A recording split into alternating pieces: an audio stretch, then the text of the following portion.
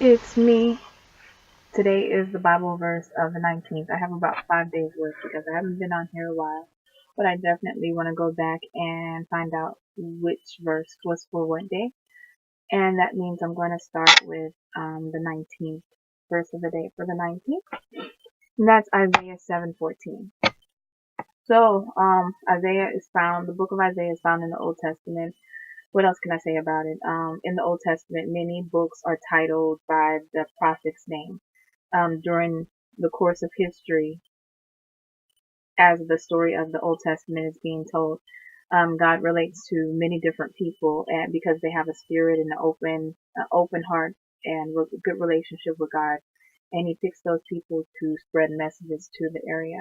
So Isaiah is definitely one of those people God was able to talk to specifically and help the world become more godly as what we should, by spreading the message of what God wants the people to hear.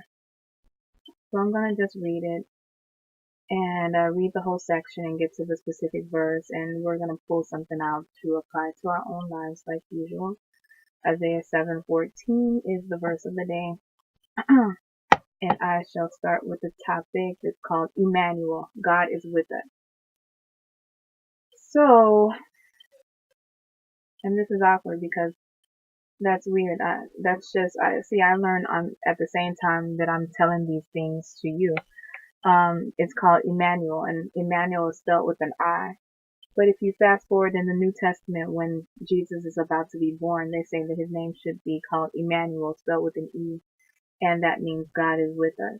So this is definitely something that is useful. The whole Old Testament always has little inklings and little hidden tips to tell you about Jesus Christ is about to be born or come into the world. Um, the prophets like Isaiah, the people back then, they didn't know exactly what was to come or who it would be, but they know that different scripture and prophecies are coming out, and God's trying to show us a message that, hey, there's a Savior that's going to come, etc. And Isaiah was definitely able to pick up on this sign because we see it's titled Immanuel, God is with us.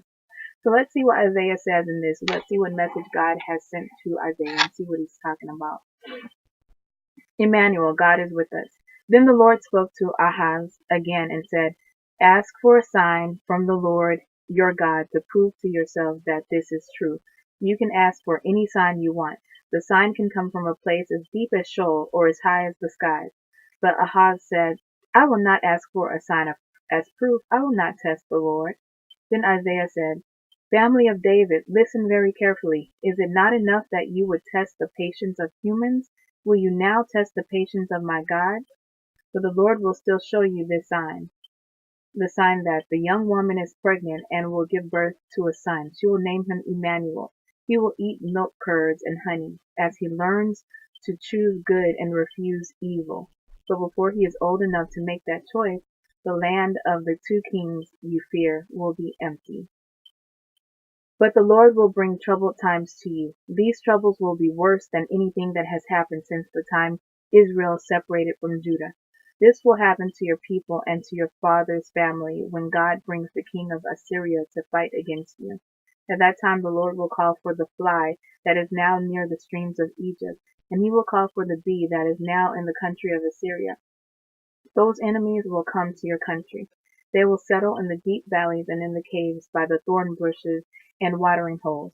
The Lord will use Assyria to punish Judah. Assyria will be hired and used like a razor to shave off Judah's beard and to remove the hair from his head and body. At that time, someone might keep only one young cow and 2 sheep alive, but there will be enough milk for them to eat milk curds. In fact, everyone left in the country will eat milk curds and honey. There are now fields that have 1,000 grapevines, and each grapevine is worth 1,000 pieces of silver. But those fields will be covered with weeds and thorns. That land will be wild and used only as a hunting ground where people go with bows and arrows. People once worked the soil and grew food on these hills, but at that time they will not go there, because the fields will be covered with weeds and thorns. It will be a place where cattle graze and sheep wander. Okay, So,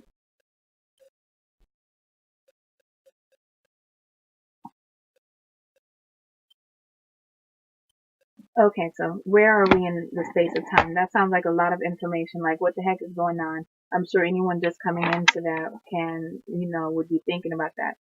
So what we have sitting, just imagine we're sitting at a table and there's a king of Israel, Ahaz.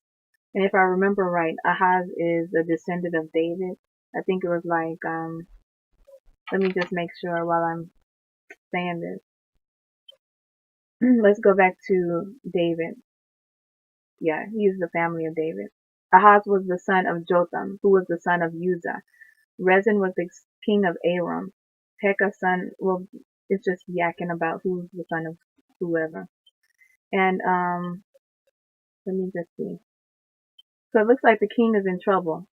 Let me start with David. David was a shepherd boy. He was called to be king. His life was troubled because people were trying to kill him so he wouldn't be king. Finally, he got his kingdomship like God called it out. David died. His son Solomon came into play and became king in place of him. And Solomon had a child who became king. That person had a child who became king, and so on and so on. And as time goes on, with each king having a child and then them dying and their child is now the king, as time goes on, the the reliance on God also dies too with each king. People start turning more into their own will. I mean, David was full force for God. He wasn't perfect, but he was definitely had a heart that was for God. Solomon was pretty much like that too. But the more that time went on, the more that people forgot about God. So we're at this point where it seems this king of Israel now, the current king, he's having a problem. It seems like he's being faced by threats that he's about to go to war. So God comes and talks to him specifically, because not only did God talk specifically to the prophets, the hand-chosen prophets, people who had a good relationship, he also would talk to the kings because they're the leader of his people. So if he wants to, he would go talk to them. And it looks like he, in this verse, talked to the king. And while he's talking to him, he says, he's asking, what do you want me to do? Or let me go back to get this specific verse. What he asked him. He asked him,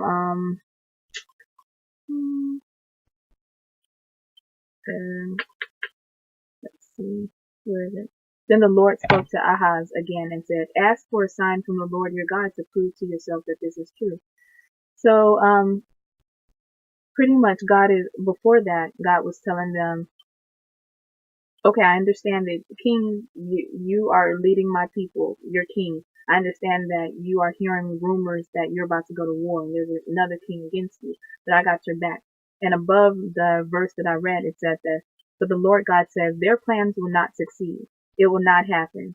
So he's trying to give him comfort and say that, hey, I'm with you. I don't care if a million forces comes against you. I'm going to be with you. He's like, if you don't believe me, ask for a sign from me and I'll prove to you. I'll give you whatever sign you ask. But Ahaz, the king's faith is so strong in him now, of course, because he's relying on him for salvation. He's like, okay, well, if you say it, God, I'm going to believe you. I don't need a sign to ask you for that. Your word says, don't tempt you. This is actually the same thing that Jesus Christ says is in the future. When Jesus Christ, way in the New Testament, fast forward to the future, when Jesus is tempted by the evil one or devil to, the devil comes to him trying to make him sin in any kind of way, shape, or form. And he says, hey, you're special to God. And God says he's going to look out for you. So if you threw yourself off this mountain and you know you're not going to die, but just do it just to prove to me that that God has got you. And Jesus Christ said, it's written in the Bible, don't tempt God. Why would I throw myself off a cliff? Yes, God's got me. Yes, he's going to protect me, but I don't need to test him or tempt him or play games with God. Just knowing that he's got me is good enough. I don't have to prove anything to anybody and jump off a cliff or anything. So, that's what this king is standing on right now, God's promise. God has already said, hey, nothing's going to happen to you. You're going to survive. Nothing's going to touch you. Don't be afraid. And God, just to prove that he was telling the truth about protecting the king and his people, he said, go ahead and ask for a sign from me to prove to yourself that this is true. You can ask for any sign you want. The sign can come from a place anywhere you want to. You can tell me, hey, make the sun go back 2 days or whatever you want to see. I'll make it happen. Then the king said, I will not ask for a sign as proof. I will not test the Lord.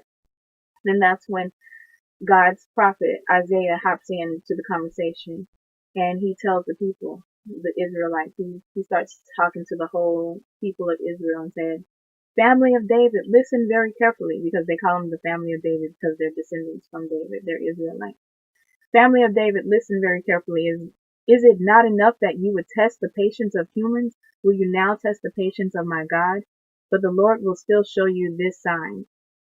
So, although the king didn't want a sign, the people are obviously wanting a sign that they'll get out of it safely and they'll be protected.